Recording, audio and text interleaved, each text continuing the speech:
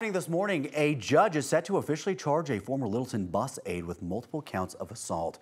Kiara Jones faces 11 charges after video caught her punching a nonverbal student. 9 News reporter Brianna Clark joins us live outside the Paso County Justice Center this morning. Brianna, the district said Jones was fired on March 19th, the day after the incident. Yeah, that's right. And we're going to show you that bus security video in just a moment. But before we do, a warning. It is really hard to watch. That video was captured March 18th, but families believe the abuse happened well before then. Attorney representing several of the families said some of the injuries include unexplained scratches, bruises, a lost tooth, a broken toe, and a black eye. Now, that video you're about to watch is where the investigation began. In it, you can see Kiara Jones sitting next to a 10-year-old boy with special needs. You can see her hitting the child, even elbowing him in the face and stomping on his foot. His family asked us not to blur his face because they wanted the public to see the harsh reality of what happened. Here's what they said during a news conference with their attorney back in April. If I could say one thing to Littleton Public Schools, it would be, how dare you?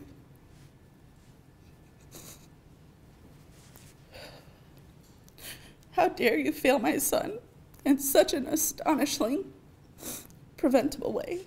The most vulnerable children in our society, beaten, tortured, mentally and physically, because Littleton Public Schools failed to do job number one.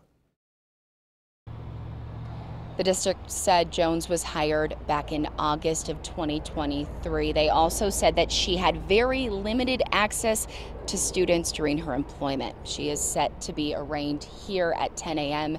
We will keep you updated on what happens both on air and online. Reporting live in Centennial, Brianna Clark, 9 News. Oh, that video is so tough to watch. Brianna, thanks for the update. It is now 6:04 on your Monday morning, and new this morning, a crime spree carried out by kids in El Paso County, the youngest one only 12 years old. The El Paso County Sheriff's Office says that the suspect stole a car before crashing it into a gun store. It happened along Waynoka Road in unincorporated El Paso County last week. Police say they drove a stolen car into the building, then two suspects went inside. They left the store empty-handed and got in another car that was waiting for them outside to get away. Deputies were able to catch a 12-year-old and an 18-year-old. The sheriff's office says that the third suspect remains on the run. The widow of a man shot by Aurora police while he was on his knees wants to see what led up to the shooting and what happened moments after. Killen Lewis was swarmed by an Aurora police SWAT team serving a warrant on May 23rd. Seconds after, officers rushed out of their trucks. Lewis was on the ground bleeding from a gunshot wound to the stomach. Aurora Police Chief Heather Morris says an officer saw an object in Lewis's hand and fired one shot. It was a phone. He died 3 days later in the hospital. His widow, Andre Lewis, has seen the edited body camera video that police released. She and her attorney argued that Killen did what he was told and wasn't pointing the phone in his hand at anyone in a way that could be mistaken for a gun. He's backing up because he turned around and he sees 4 cops with guns in his face. So, of course, naturally, he got a little shook up, and he has his phone in his hand, and he puts his hands up, and he starts going down towards his knees. Like you can see, he starts complying. She still has questions about the portions of the video that's been released, especially the moments after the shooting when the chief says officers rushed to help him. A spokesman for APD told us the family was given the opportunity to view the video in full but declined to watch it. The officer who shot Lewis is on paid administrative leave while the shooting is investigated. Colorado is turning to an out-of-state company to handle the 988 crisis line to save money. That company is Solari, and it's based in Tempe, Arizona. The company is planning to have a physical call center here in Denver and says it's hoping to hire back about 180 of the 330 call takers who are about to be laid off.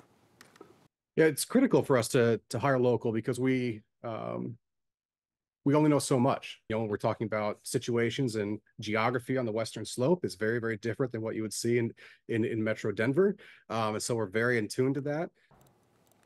Colorado will save about $4 million with the move. The state says it picked Solari because it received the highest score in the evaluation process. The company will take over hotline calls on September 1st. The heat is making it harder for crews to battle the Oak Ridge fire in Pueblo County. As of this morning, it's still 0% contained. It's burned almost 1,200 acres so far, or about 2 square miles. More than 480 firefighters are battling the flames. Evacuation orders are still in place in some areas, as well as pre-evacuation notices. People facing the pre-evacuation notices have been on edge for more than a week. One Colorado native who lives only a mile from the flames and has documented its growth, Eric Bakke, says that he is ready to evacuate his home if need be. He knows how quickly a fire can change direction. Firefighters say that the flames are so intense because the area has not seen fire in around 100 years. Even though it's been tough to battle, they say the fire can be a good thing for the forest in the long run once it's contained. Fire can be good for the forest. And so having a little bit of fire, if it's on our terms, is a really positive thing. And so, you know, we would love to get to a point where we can kind of introduce that type of burn to the area and make sure it's healthy for long term to come. About 20 properties are still in the evacuation radius, but most are second homes. No structures have been lost. In just a few hours, a Category 3 hurricane is set to make landfall in the southeast Caribbean. Storm watchers say Hurricane Beryl is intensifying and has already brought warnings for numerous countries. The hurricane was a Category 4 at one point, making it the earliest Category 4 on record in the Atlantic Ocean. The director of the National Hurricane Center says the storm could weaken throughout the week. Today, we could learn more about the future of President Joe Biden's re-election campaign. The president is with his family at Camp David, where he's expected to discuss the future of his campaign after a rough debate performance. A top campaign official held a call with dozens of donors Sunday, laying out what would happen to the campaign infrastructure should Biden step aside, stressing he had no plans to do so. New this morning, the Justice Department is pushing Boeing to plead guilty to fraud in connection with 2 deadly crashes involving Boeing's 737 MAX jets. The feds presented the proposal to Boeing yesterday. They want the plane maker to agree to an independent monitor who would oversee compliance with anti-fraud laws. The DOJ says Boeing violated an agreement that prevented the company from being prosecuted after the crashes in 2018 and 2019. Boeing has until the end of the week to accept or reject the deal. And one thing you want to know about the weather today are the stats. We're going for a high of 89 degrees. That compares to a normal high of 88, so pretty much on the mark. 56 would be the normal low. The record, 102 from 1990, and the record low 5 years later, 46 degrees.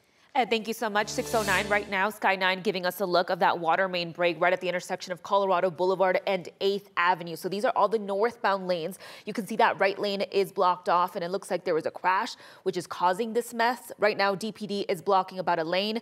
If you're turning from 8th Avenue into Colorado Boulevard, you're going to see some slight slowdowns. Once this clears up, we'll definitely keep you updated throughout the morning.